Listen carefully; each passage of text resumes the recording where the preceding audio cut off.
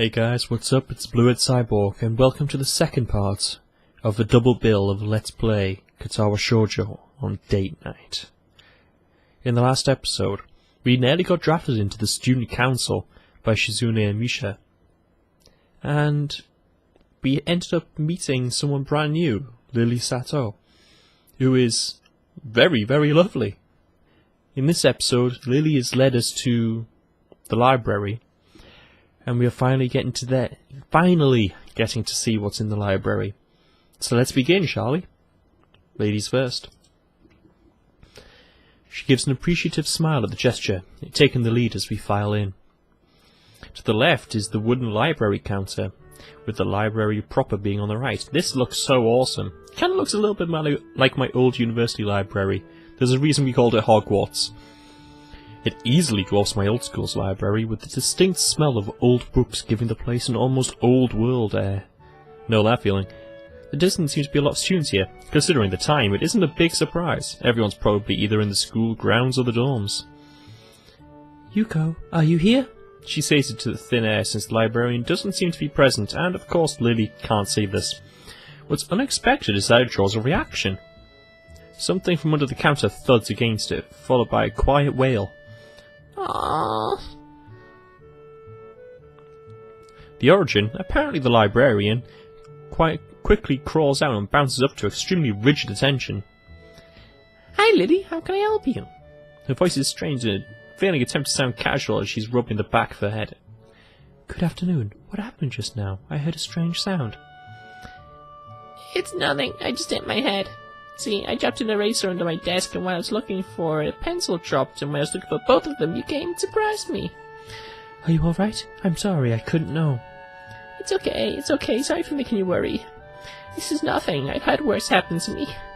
She's quick to reverse Lily's apologies, almost frantically trying to push aside the possibility that she could be in any way inconvenienced by bashing her head on the counter. Yes, worse things have happened. Okay, calm down, you know. The girl fidgets with her fingers as Lily doesn't seem to drop her concerned expression, and then she shuffles some papers around the counter for no reason. A little shorter than Lily, replete with glasses, freckles, and a very troubled look, she seems to fit her library perfectly. Oh, Lily, did you get my message? Message? Oh, the 2 imported books that arrived. Right, they finally came. I can't believe it took so long, but... Amidst the celebrations... Partially, English I speak. I promise, I do speak English proper. I speak English proper.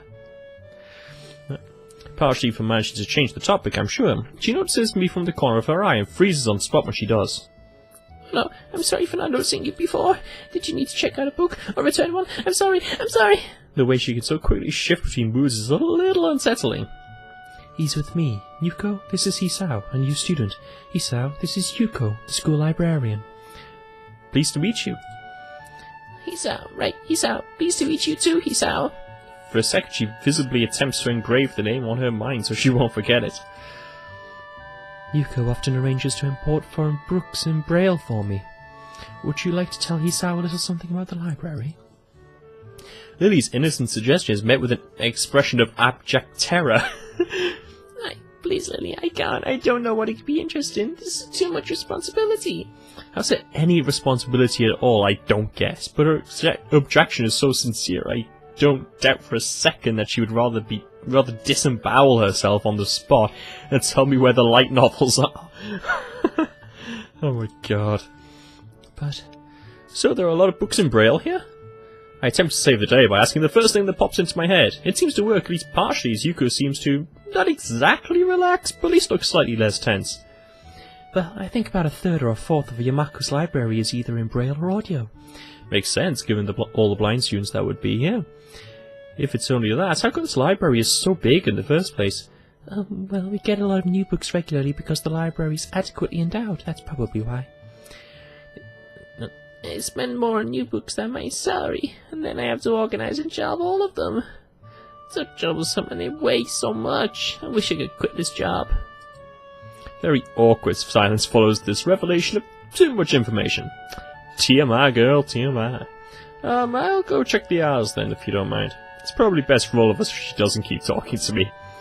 Very well. Meanwhile, Yuko, I'd have those books if it's alright with you. My first impression was right. The library is surprisingly big. Ambling down the narrow aisles, I studied the spines of the books in random order, occasionally sliding one out to read the blurb, taking it with me if it looks good. In a few moments I have a respectable stack of books in my arms. I guess I'll never be stuck for choice in here.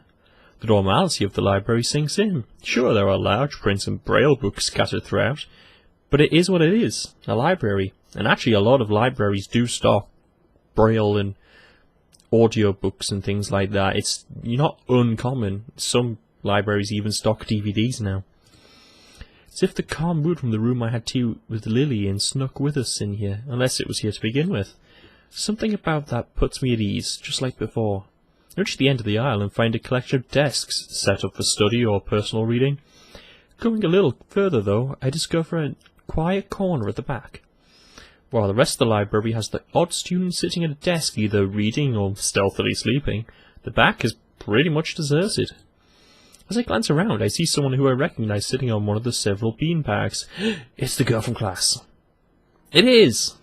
It's the dark-haired girl from my class, the one who snuck out of the classroom earlier. She's reading a book, keeping it close to her face, which makes her look like she's really into it. The way she's acting today, I'd have pegged as more of a delinquent than a bookworm. In fact, her mysterious disappearance from the class raises all sorts of whys in my head. Intrigue floats slowly but surely towards the surface, and before I know it, I'm walking towards the mysterious long-haired girl. Guess there's no harm in introducing myself as I would with anyone else. She's a classmate after all. Why not? And so this is the fourth person that we're meeting now, the fourth girl. Walking over to another beanbag, I take a seat and lay my books beside it. The girl starts looking scaredly up at me from underneath her fringe. First time I've seen her this close, underneath her long, dense bangs, I can see that a part of her face, at least a third if not half, is pretty badly scarred. My eyes are immediately drawn to the scars, subconsciously peeking past her hair until they meet her own eyes. For a second I am shocked and divert my eyes to the book in her hands, before I realise that looking away probably only makes it worse.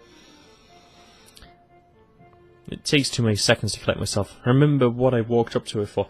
Oh! The choice! Do I play it off cool, or do I apologise?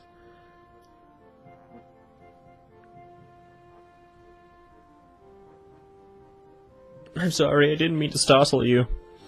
So I didn't mean to startle. It's okay. The girl certainly doesn't look like it's okay, but I let it slide. So, do you mind if I sit here? She seems to be very uncertain whether it's okay or not for me to sit, but finally she nods, just a little. Okay. I take the seat next to her and she hides herself behind her book. Life of Pi, never heard of it. Supposedly a very good book. Haven't actually read it or watched the film, but... So, sorry again for startling you. I'm Hisao. She looks up from her book, stalling a little before replying. No, we are in the same class. Her speech is stilted and so quiet that it is barely audible even in the still library. Somehow I think that my delinquent's impression of her was wrong. Hanako. I'm Hanako. I resist the urge to say, that's a nice name, just have something to say, but really it's the only thing I could think of. I feel like an idiot. Everyone here must be used to being different to each other, and here I am being all bothered and fussed about that kind of thing. Don't let me interrupt you reading, I'll just check these books if you don't mind. She nods a little and sighs a little sigh of relief. So I try to read the covers and the introductions of the books I picked up, and she buries her face in her book. Uncomfortable silence consumes us. My eyes still wander to her direction, and I see peaks of her flowing hair and the scars it's hiding. After a while, I realize she's doing the same, and only pretending to be immersed in the life of Pi. Her gaze is not inquisitive at all, though. It darts around like a scared rabbit. When our gazes finally meet, the chain reaction is unstoppable. She stands up forcefully from the beanbag and takes a deep breath. Aye? I've got to do something! Without warning, Hanako takes off and runs towards the counter. Her hair, like takeoff, catches me so off guard I don't manage to go after her until she has a good head start. By the time we reach the counter, she's nowhere to be seen. Lily and Yuko are happily chatting away. Knowing that I won't be able to catch Hanako myself, I approach the girls.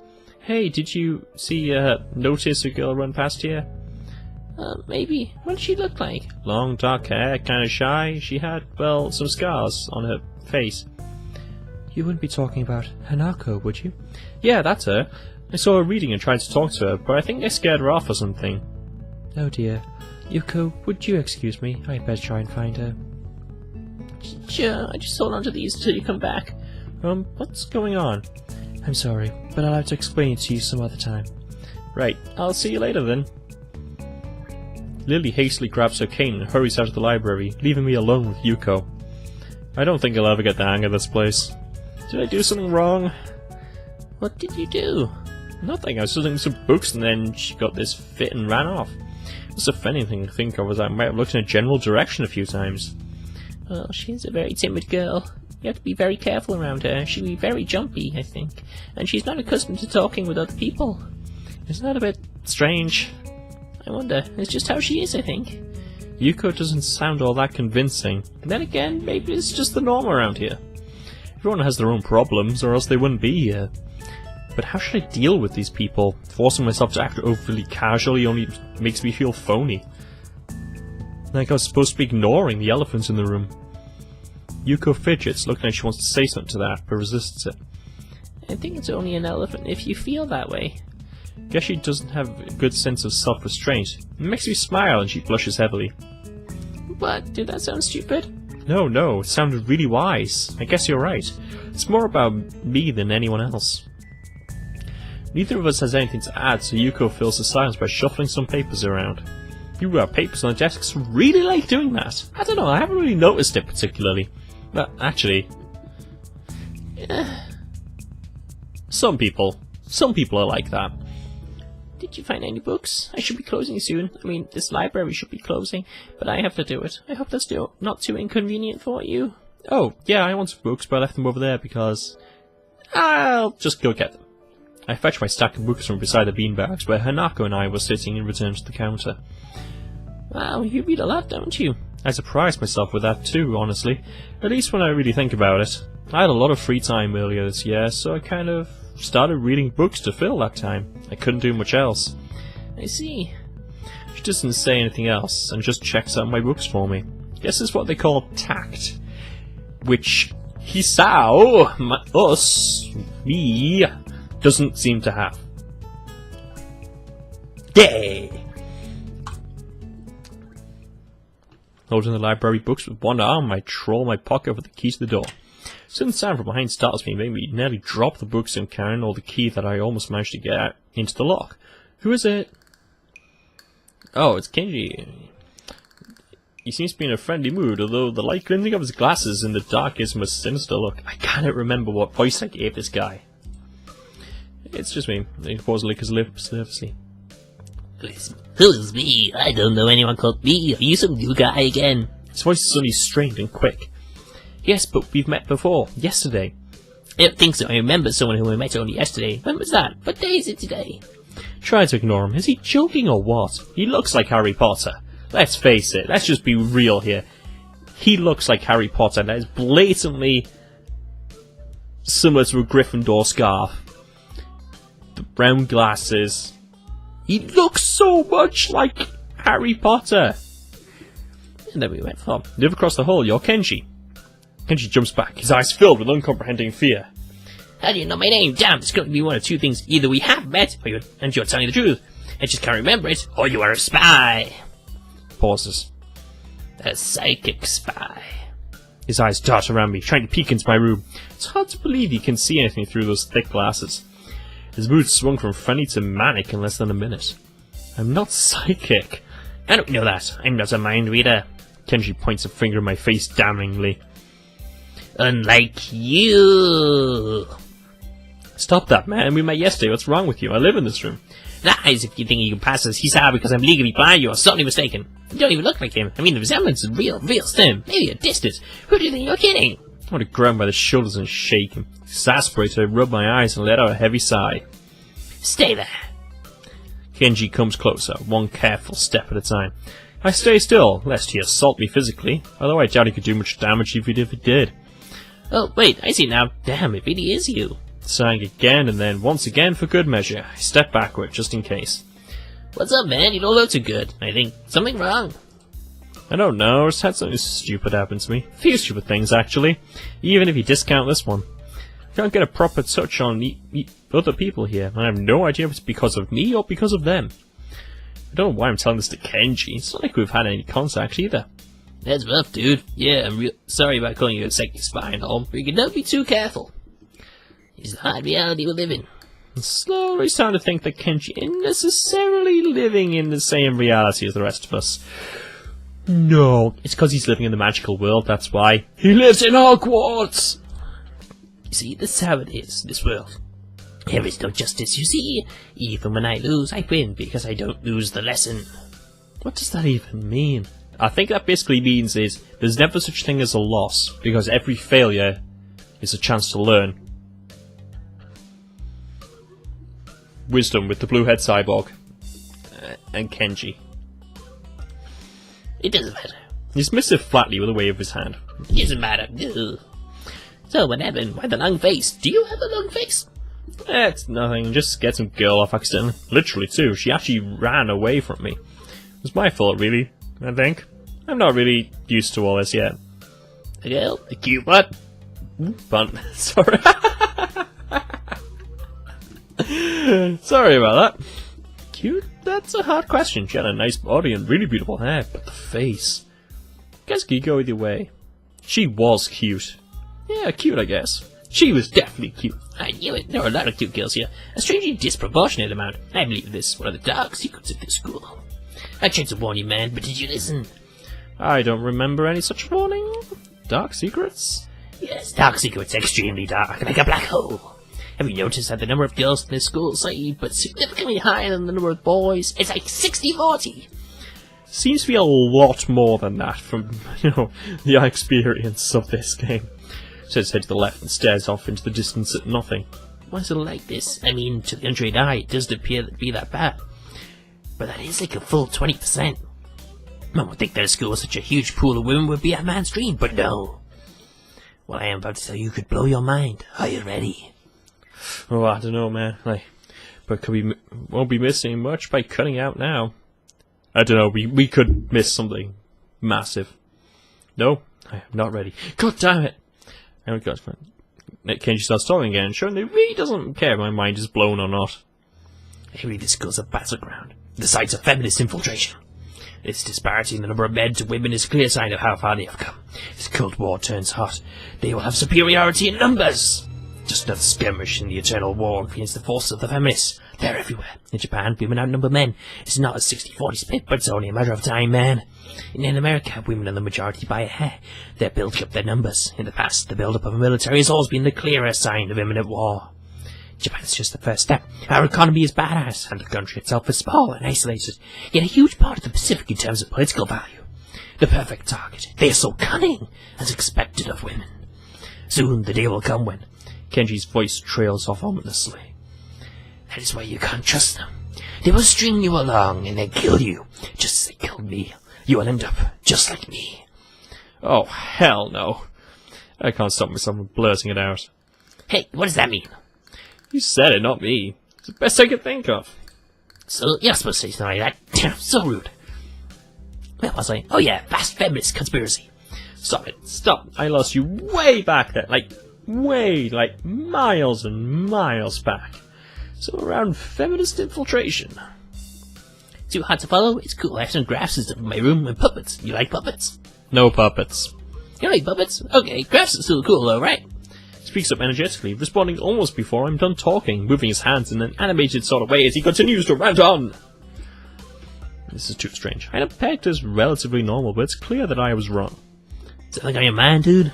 Just think about what it's like to be the last sane man in an insane world. Ask that to Gordon Freeman in Half-Life. Genji frowns, looking deeply upset.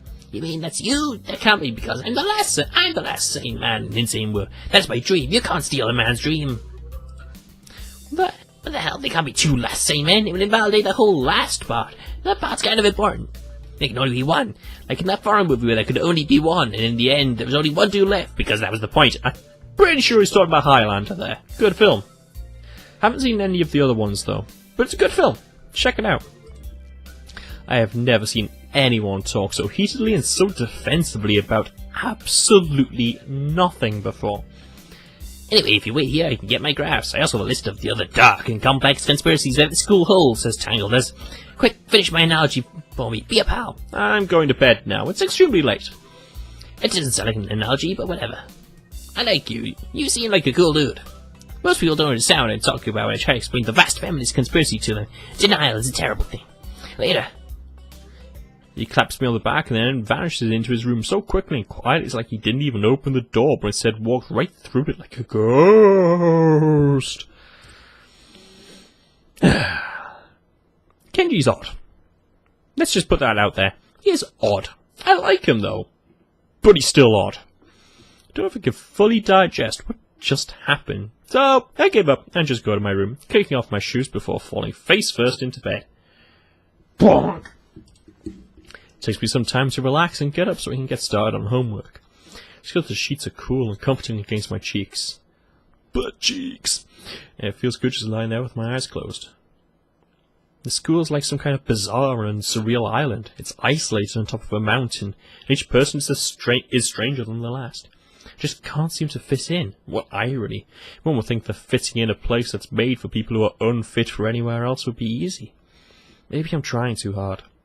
I always say that, it doesn't help take the edge off, and the words are left echoing off the empty walls. I guess it's not as bad as I expected, though. This place really is more a school and less a hospital pretending it's a school than I thought it would be. Nothing else. The scenery is beautiful. Yeah, all those girls. Am I right? Hey! I open one eye, seeing the school books and bottles of pills arranged side by side on my desktop.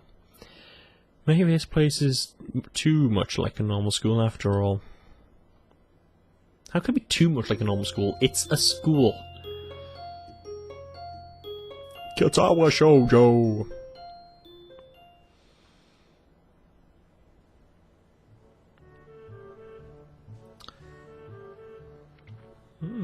Tired, is he? Well, we shall find out exactly what the repercussions of our conversation with Hanako and Kenji were on the next episode of Katawa Shoujo, which I promise I will get back into doing more regularly, I promise. And they may end up actually being even longer episodes, I don't know yet. Don't quote me on that. But I'm rejuggling things around for the channel just to see how it goes. Hence why I'm catching up with 2 episodes this week.